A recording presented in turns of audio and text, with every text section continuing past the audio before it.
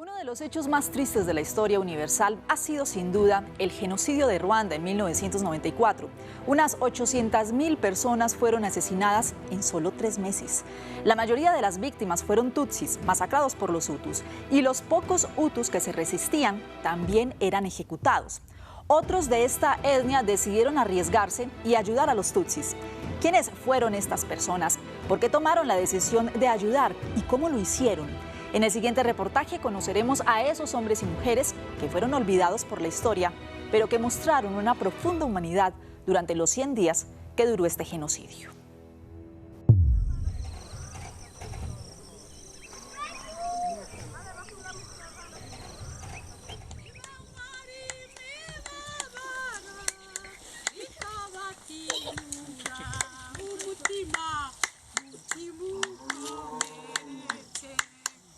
Un país con colinas paradisíacas que se sumió en la barbarie. Unos habitantes de apariencia tranquila que se convirtieron en asesinos. En 1994, Ruanda cayó en una locura mortal. Fueron pocos los que se opusieron.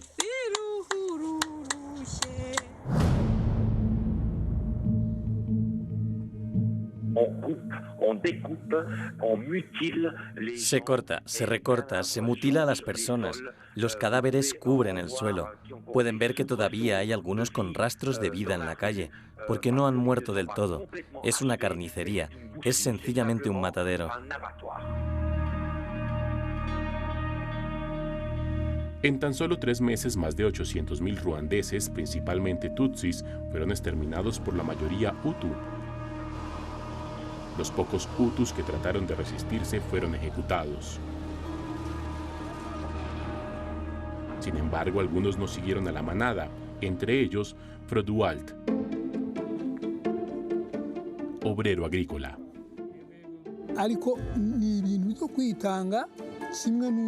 Era como sacrificarse al entrar en una casa en llamas para salvar a alguien del incendio. Damas, director de un orfanato. Incluso si escondías así fuera un bebé tutsi y te descubrían, te mataban junto con toda tu familia. Y Josephine, propietaria de un bar. Yo tenía claro que las personas que mataban eran seres humanos, personas inocentes. Yo escogí ayudarlos con la fuerza de Dios. Y si me atrapaban con ellos, nos iríamos juntos. ¿Por qué tomaron esa decisión? ¿Cómo lo hicieron? Esta es la historia de estos 3 justos y de las personas que salvaron.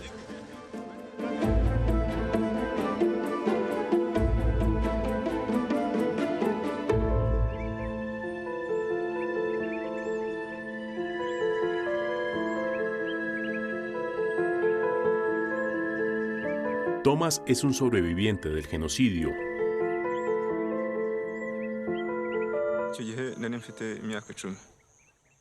En esa época yo tenía 10 años y al igual que todas las personas a mi alrededor, tenía miedo. En abril de 1994, este joven tutsi llegó a pasar vacaciones en la casa de campo de su tío en Kibuye, a orillas del lago Kivu.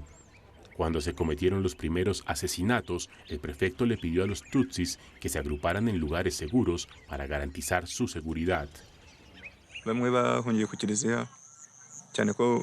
Algunas personas se refugiaron en la iglesia, sobre todo los cristianos, como la familia de mi tío.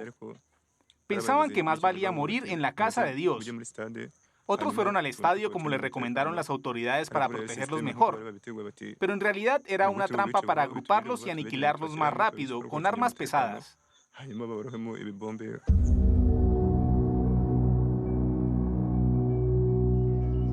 El prefecto le dio la orden a los militares, a las milicias e incluso a los habitantes del común de asesinar a los tutsis.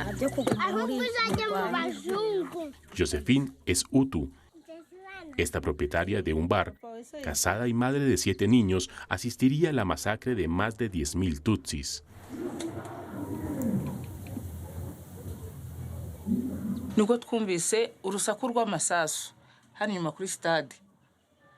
Escuchamos el restallido de las armas proveniente del estadio, ubicado justo detrás.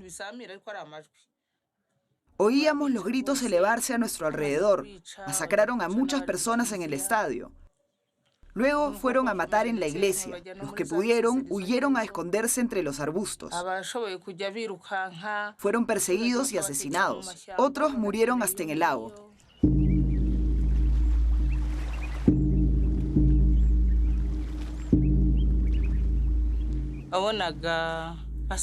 Los asesinos eran entusiastas, estaban motivados. Era como si hubiesen encontrado algo bueno en las matanzas. Estaban equipados para eso, estaban listos para todo. Ya no eran humanos, se habían convertido en hienas. El tío de Thomas y su familia, reunidos en la iglesia, murieron, pero el joven, que se había quedado en la casa de campo, se salvó de la masacre, se escondió con el fin de evitar las bandas de asesinos que perseguían a los sobrevivientes.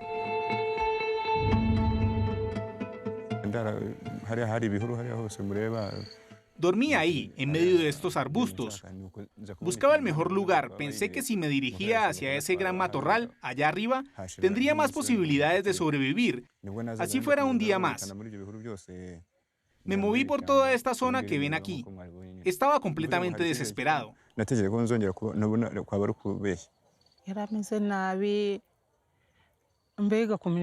Estaba muy mal. Era difícil reconocer que era un ser humano. Tenía los ojos maltrechos.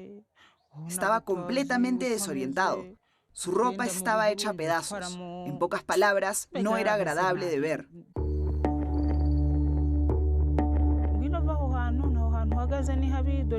Le dije, ven, si las personas te ven, te van a matar. Sal de ahí y ven conmigo. Una mujer salió de su casa y me vio allá arriba. Me llamó y yo pensé que no tenía nada más que perder.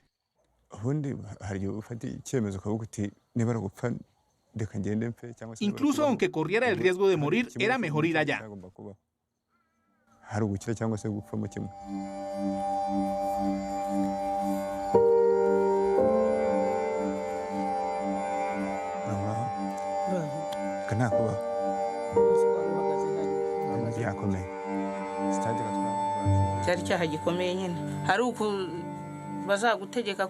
Era una infracción muy grave. Si escondías un tutsi, te daban la orden de matarlo y luego te mataban a ti. Estábamos advertidos, era como una ley, todo el mundo lo sabía. Se le habían explicado a los campesinos. De hecho, es por eso que muchas personas no se atrevieron a esconder a sus amigos. Porque era una misión imposible. Era como un sacrificio. Josephine, al igual que todos los ruandeses, fue acunada desde la infancia por la propaganda gubernamental. En la escuela, en la radio, en los periódicos, se repetía que un día sería necesario deshacerse de todos los tutsis. Estos últimos eran apodados las cucarachas, inyensi en ruandés.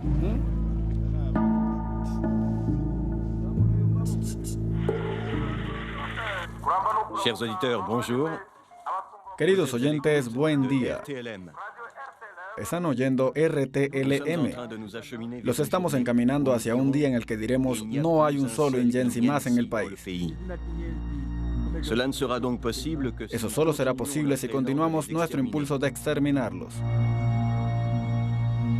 Pierre es tutsi, sabía que se había convertido en una presa, así que buscó refugio en su oficina en la agencia forestal de Kibuye, con la esperanza de que las milicias no se atrevieran a ir a matarlo ahí, porque son los suizos quienes gestionan ese organismo.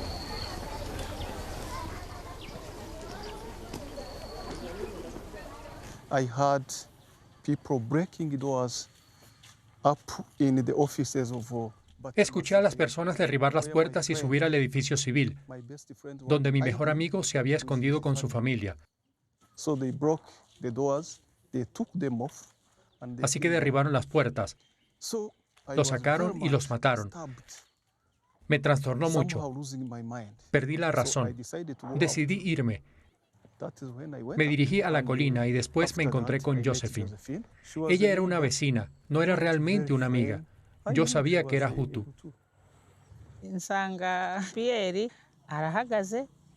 Encontré a Pierre aturdido y le dije, Pierre, ¿qué haces ahí? Ves muy bien lo que está pasando. Yo sé que eres Tutsi.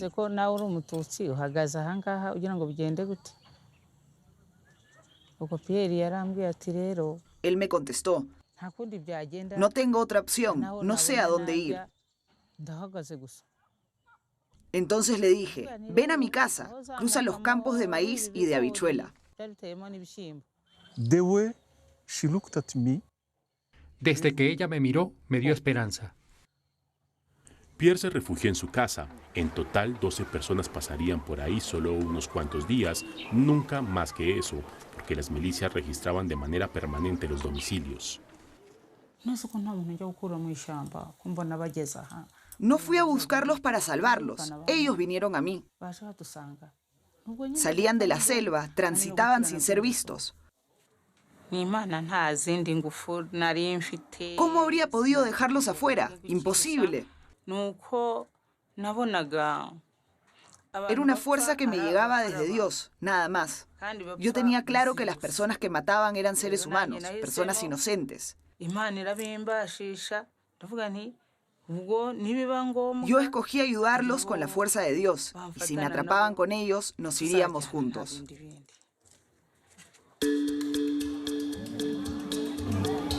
Josephine le tendió la mano a cada Tutsi que el destino puso en su camino.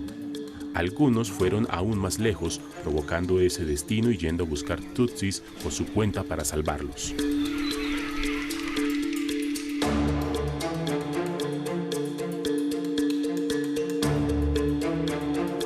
A unos 50 kilómetros al este de Kibuye se encuentra Chiogwe.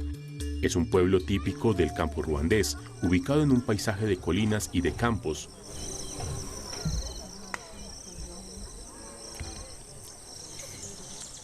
Froduald es un modesto obrero agrícola.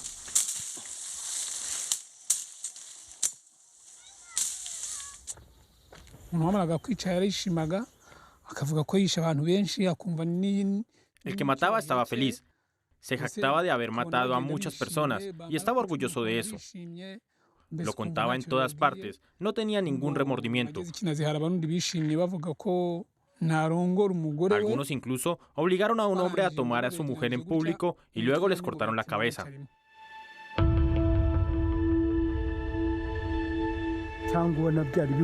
¿Y no había nada que hacer?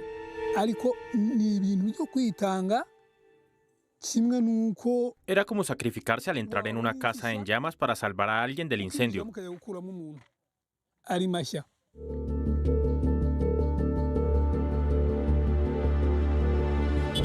Como muchos otros Tutsis, Antoniette se refugió en su pueblo natal para buscar protección entre su familia y amigos. Pero el genocidio también golpeó Chiogwe.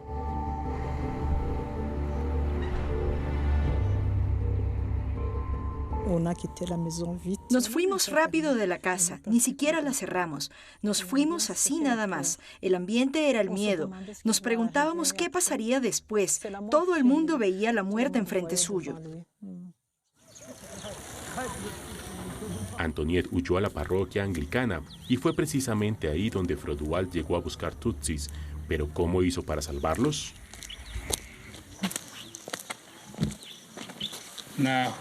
Este Hutu le sacaría provecho a toda su experiencia como campesino. Se me ocurrió la idea del hueco mientras oía radio. Escuché que los soldados cavaban huecos y que se quedaban ahí. Así que ¿por qué no cavar un hueco y utilizarlo para salvar gente? Entonces construí un hueco como una casa con una pequeña apertura para entrar. Lo cubrí de ramas y de tierra y luego lo sembré por encima. Y fue así como Froduald escondió a 19 personas. Era aquí. Estábamos juntos, los niños, las niñas y las mujeres. Estábamos muy apretados. Nos acostábamos hasta la salida.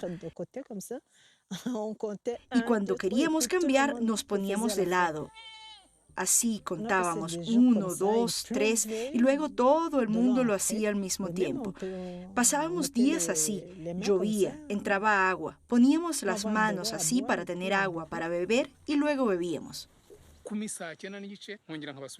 Entraban a los huecos entre 3 y 4 de la mañana y solo salían en la noche, menos cuando las milicias estaban en los alrededores.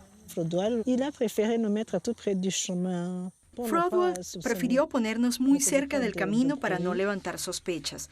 No hacíamos ruido, nos hablábamos muy bajito, muy bajito. Pensábamos que si algún día vendrían o si sabían quiénes éramos, sería el fin. Solo Dios nos protegía. Era desesperante.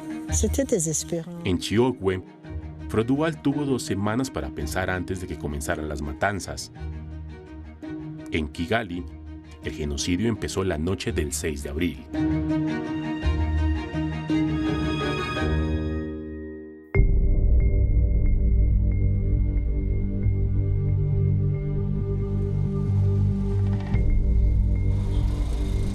Miles de tutsis buscaban refugio, pero ¿a dónde ir?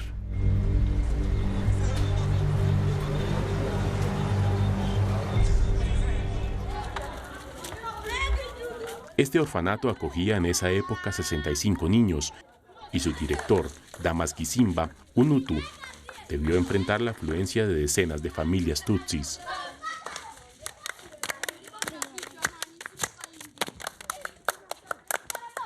Todos esperaban que las milicias no se atrevieran a matar en su orfanato.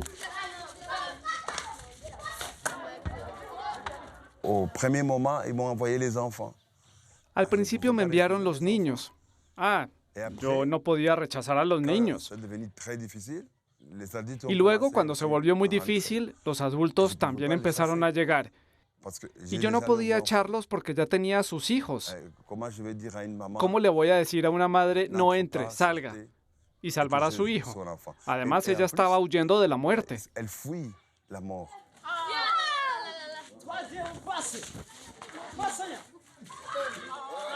Damas separa de inmediato a los niños de los adultos, sitúa a los más jóvenes con los huérfanos.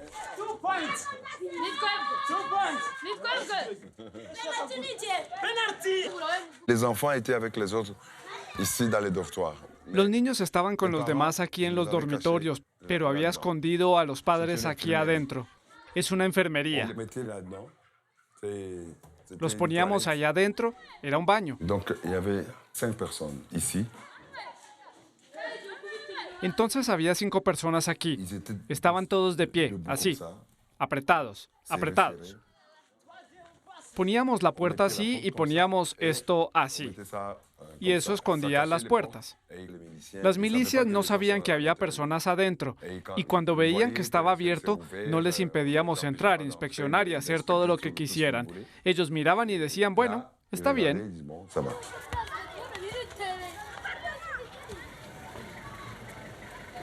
En 1994, Pi Mugabo era un joven lobo de la política. Tutsi, cofundador del partido de oposición, estaba entre los primeros de la lista de personas por ejecutar. Él también corrió al orfanato con su mujer y sus niños.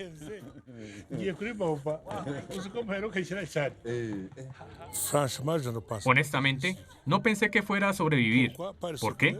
Porque cada día recibíamos informaciones. Esta persona murió, esta persona fue asesinada, aquella otra persona fue asesinada. Imagínense, pasar prácticamente 3 meses en los baños. Debíamos hablar muy bajo, no podíamos mirar por la ventana. Era una situación muy estresante.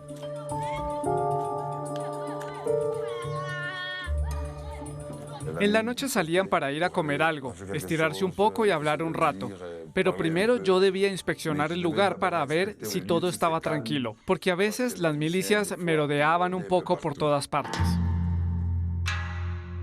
Durante los 3 meses del genocidio, las milicias, ayudadas por la población, sembraron el terror en toda la capital, incluyendo delante del orfanato.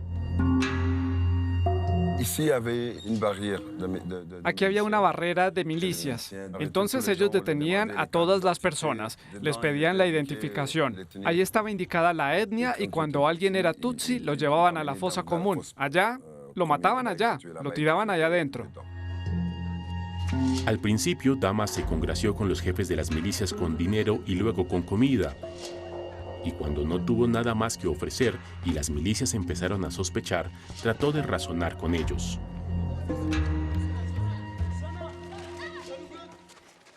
Estaban buscando tutsis y yo les explicaba, escuchen, estos son mis niños huérfanos y pienso que entre ellos pueden estar los suyos, porque yo no sé distinguir un niño tutsi de un hutu.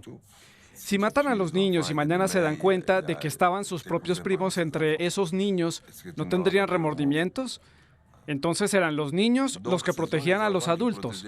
Eso es lo que yo diría. Pero para que esta estrategia funcionara, Damas le hizo creer a los niños tutsis que sus padres habían ido a esconderse a otra parte.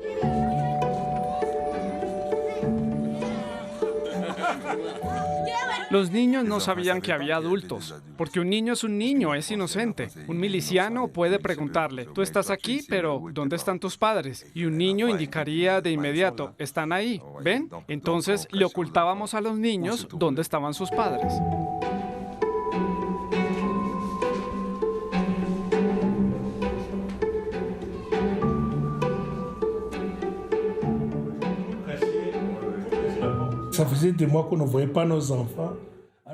Hacía meses no veíamos a nuestros hijos.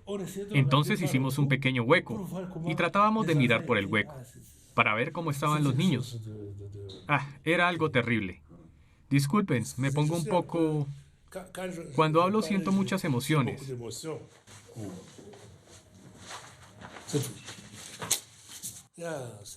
Es terrible.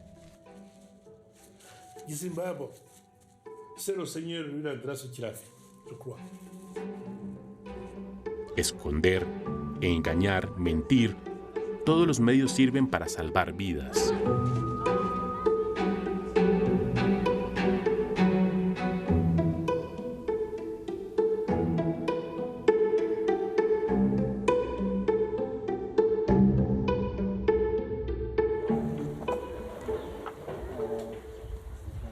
El memorial de Ntarama, no muy lejos de Kigali, fue construido aquí en memoria de los 3.000 tutsis que fueron masacrados en la iglesia local.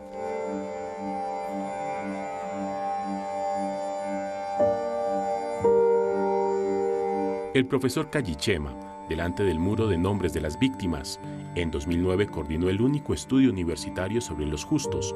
Ahí se encuentran 270 y por falta de medios solo se llevó a cabo sobre una 10ª parte del territorio ruandés. No trouvions pas de terme, en français en tout cas, pour désigner ces personnes. No encontrábamos un término, al menos en español, para designar a esas personas que habían salvado a los demás y tomamos prestado el término de los justos de la última guerra mundial, relacionado con los sobrevivientes judíos que fueron salvados por benefactores y fueron llamados los justos de las naciones. Les justes en général, c'est peut-être triste à dire. En general, los justos, y puede sonar un poco triste, son personas sencillas, del campo, que no tienen mucha educación. Ese es en realidad el perfil típico, porque intelectuales que habían hecho muchos estudios hay realmente muy pocos. Eh bien, on en trouve vraiment peu. C'est des gens qui ne se distinguent pas beaucoup de leurs voisins. Son personas que no se distinguen mucho de sus vecinos, pero en el momento crucial aceptaron tomar una decisión que podía constituir un riesgo enorme. Esas personas se comportan exactamente de manera opuesta a la locura colectiva y entonces son personas que representan un modelo para la humanidad.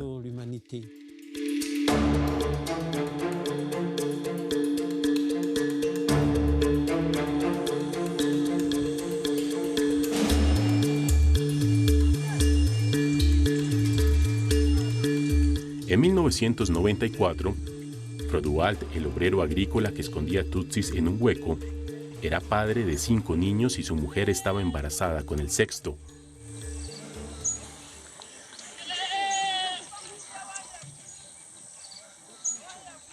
baraza hano nijoro baza ari abasirikare 3 baraza baramfata ari nijoro ngira amahirwe.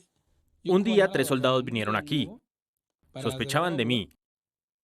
Requisaron toda la casa. Por supuesto no encontraron a nadie. porque las personas estaban en los huecos. Entonces me hicieron salir. Pensé que me iban a matar, pero hablaron y uno de ellos dijo, buscamos en todas partes y no encontramos nada.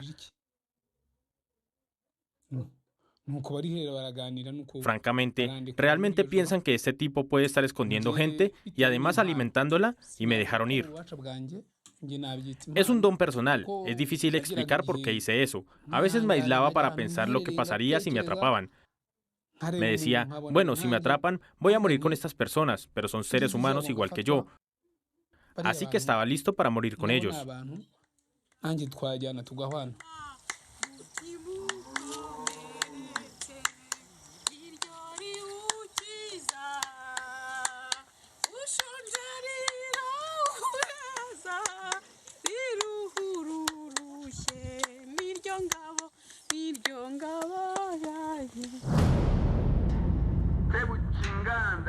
Sebu Giganda, fils de Butete, qui vit à Kilao. Sebu Giganda, hijo de Butete, que vive en Kilao, y Lawrence, mujer de Gakengeri, en Sandera Berere, y también los jóvenes del sector de Hitare, más precisamente en la aldea de Rusitsi. Nombres de personas por ejecutar eran difundidos por la radio de todo el país. Después de las masacres en masa, siguió la cacería de cada individuo.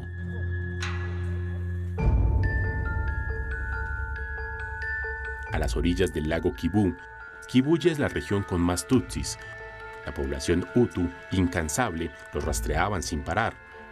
Para Josephine, la propietaria del bar, era impensable mantener mucho tiempo en su casa a los fugitivos.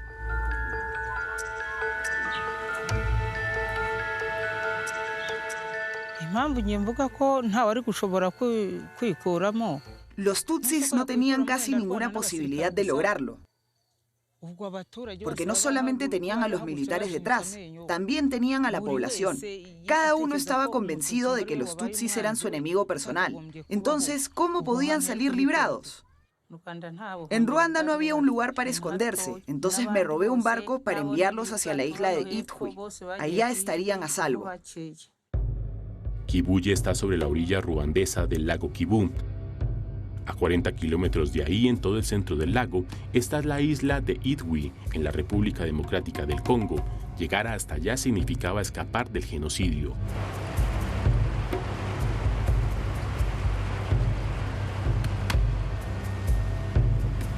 Pierre, el funcionario de la agencia forestal, fue el primero en hacer esta peligrosa travesía remando.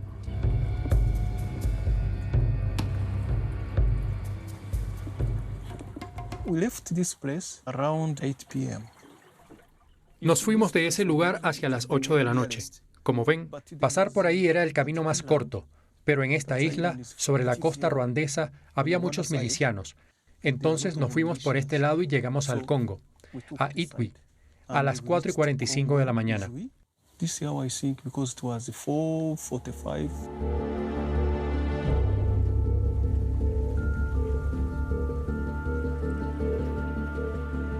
Everybody loves his life.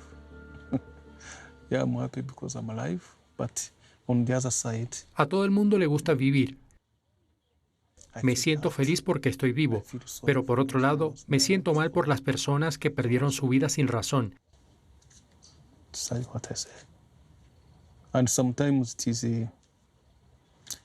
Y a veces es difícil contar esta historia.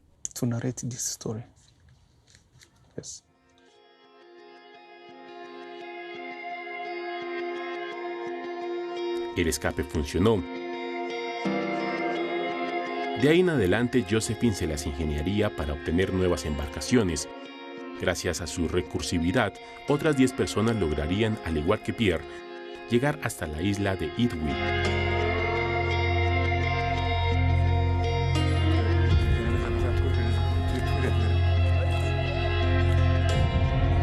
Pero para Thomas, de 10 años en esa época, era imposible hacer solo la travesía de noche, remando casi 10 horas.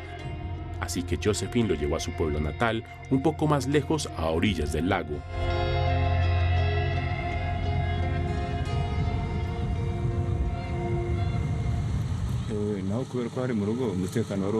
Me sentía mejor donde Josephine, pero en su casa. Dada la situación que había afuera, tal vez ir allá era mejor que quedarse.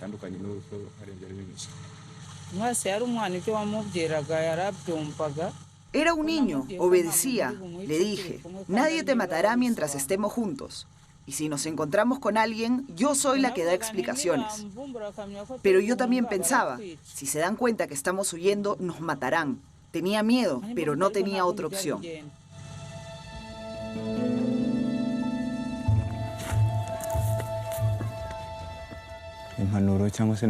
Ella me dijo, voy a llevarte con mi familia, son buenos. No tendrás que esconderte y hasta podrás jugar con los otros niños de la casa.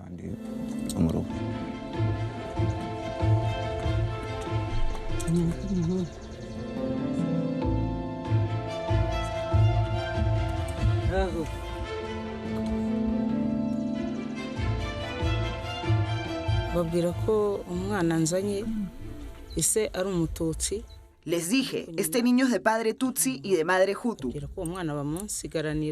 Ya salvé a algunos que se fueron en barco. Les confío este niño, pero vendré después a buscarlo, porque todo el resto de su familia fue asesinada. Aceptaron quedarse con él. Estoy realmente orgullosa de mi hija.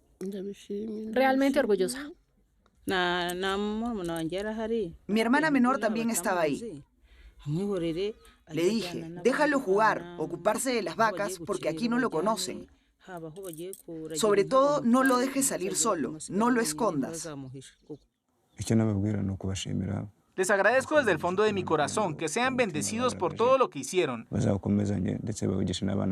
y que le transmitan a sus hijos esa valentía para que en el futuro sigan su ejemplo.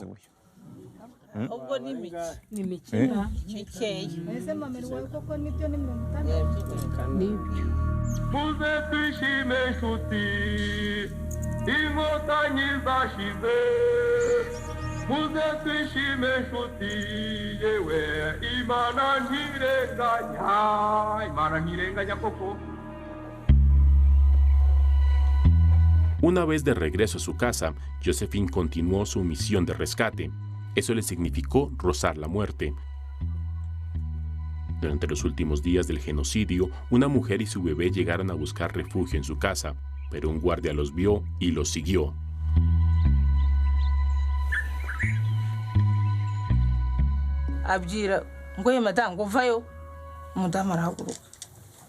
Le dijo a la mujer, «Hey, tú, ven aquí». Ella se levantó, llevó a su hijo así. Él le dijo que se hiciera a un lado, y yo me acosté en el piso boca abajo. Perdí la razón, me vi muerta. Y ahí escuché unos tiros, 2 o 3 nomás. La mujer dijo, ¡ay, me dieron! Y no volvió a decir nunca nada más. Ese había sido su fin. Josephine le dijo al guardia que no sabía nada de esa mujer. Él le creyó y la dejó ir.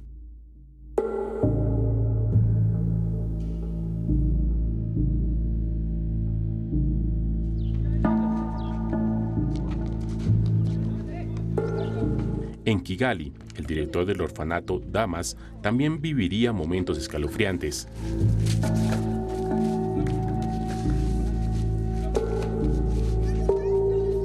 Dans le plafond de la cuisine, donc ils étaient à 8.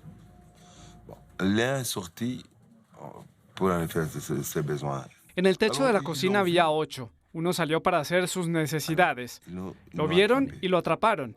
Fueron inmediatamente a la cocina, al techo. Bajaron a todas las personas que estaban adentro. Entre los 8 estaba el sobrino de Pi, que sabía muy bien que su mujer estaba en la casa grande aquí, que su tío y sus hijos estaban aquí.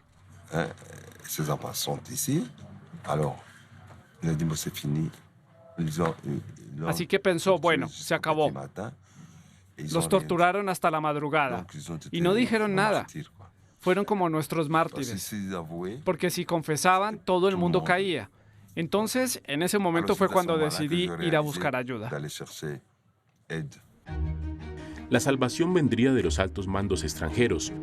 Informados sobre el riesgo de una masacre en el orfanato, presionaron al gobierno para evitar el baño de sangre. Unos días después, las masacres terminaron. J'ai sauvé 325 enfants et 80 adultes. Tous, ils étaient au nombre de 405 personnes. Salvé 325 niños y 80 adultos. En total, sumaban 405 personas. Las personas confiaron en mí, vinieron a mí. Así que no podía ser ruin y decirles, no entre, a alguien que estaba pidiendo auxilio. Era enviarlos de regreso a la boca del lobo, no era humano. Y yo mismo pensé que no escaparía porque la muerte rondaba por ahí. Y pensé, si mañana es mi turno, ¿qué le diría al buen Dios? Más vale morir como hombre que morir siendo ruin y abandonar a las personas que están en peligro. En Kigali, Damas salvó cientos de Tutsis. En Chiogwe, gracias a sus huecos, Froduald protegió la vida de 19 personas. Y en Kibuye, Josephine le permitió a 11 Tutsis huir al Congo en barco y mantuvo seguro al joven Thomas. Solo queda una pregunta. ¿De dónde sacaron los justos esa fuerza que les permitió resistir?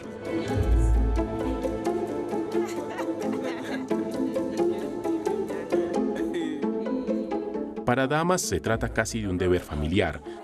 Su abuelo fundó el orfanato. Su hijo recibió la antorcha y a su vez educó a Damas bajo la consigna de proteger siempre a los más vulnerables.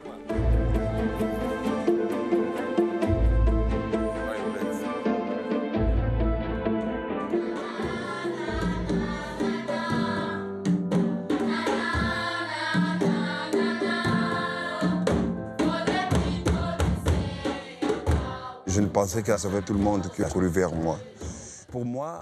Solo pensé en salvar a las personas que acudieron a mí. Para mí es por la educación de mis padres. Me enseñaron siempre el amor, me enseñaron a amar al otro como a uno mismo.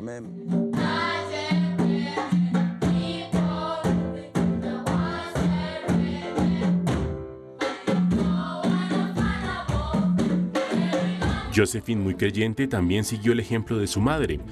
20 años atrás, su madre le había tendido la mano a los Tutsis perseguidos.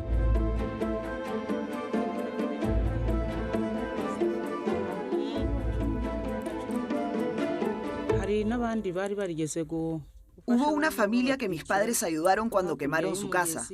Vivían del otro lado del río. Vinieron a poner a salvo sus pertenencias en nuestra casa en 1973. Pero en esa época no hubo muchos muertos. Se llamaban Aminadabu. Hoy en día, los ruandeses conocen el papel de los justos.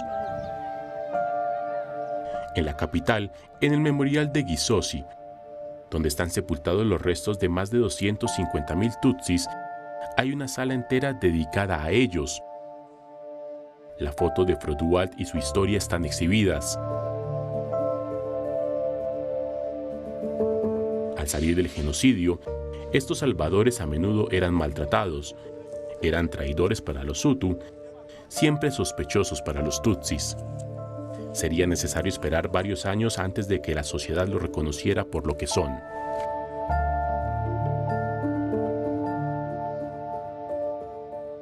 Je baignais un peu dans cette conviction que à peu près tous les Hutus avaient été. Me convencí un poco de que casi todos los Hutu habían sido verdugos de alguna manera. Que ce soit par l'usage de la machette. Bien fuera por el uso del machete o por el de la denuncia.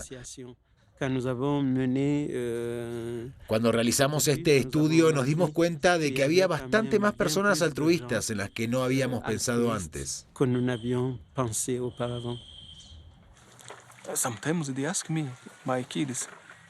A veces mis hijos me preguntan, ¿por qué ya no tienes padres? Tus abuelos y los demás. Les decimos que es a causa del genocidio, pero si los dejamos ahí, diciendo que los Hutu mataron a los Tutsi a causa de política, olvidamos de que fue un Hutu quien me salvó. Así es la vida.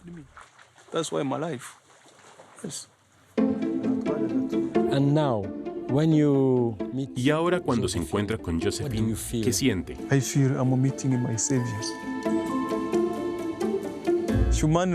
Me siento como alguien que se encuentra con su Salvador. Humanamente, es mi Salvadora. Ustedes mismos pueden entenderlo, sentirlo. Si vuelven a ver a la persona que les salvó la vida, sí, me siento en las nubes. Lo único que no se puede reemplazar es la mamá. Pero Josephine es para mí como una mamá, como un modelo.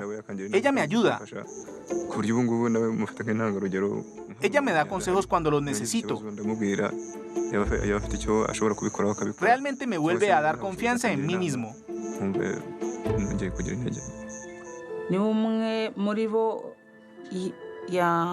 Uno de los que salvé me dio una vaca muy linda, y atestiguó delante de todo el mundo cómo es de bueno recompensar a las personas que han hecho el bien. Nada vale más que la generosidad.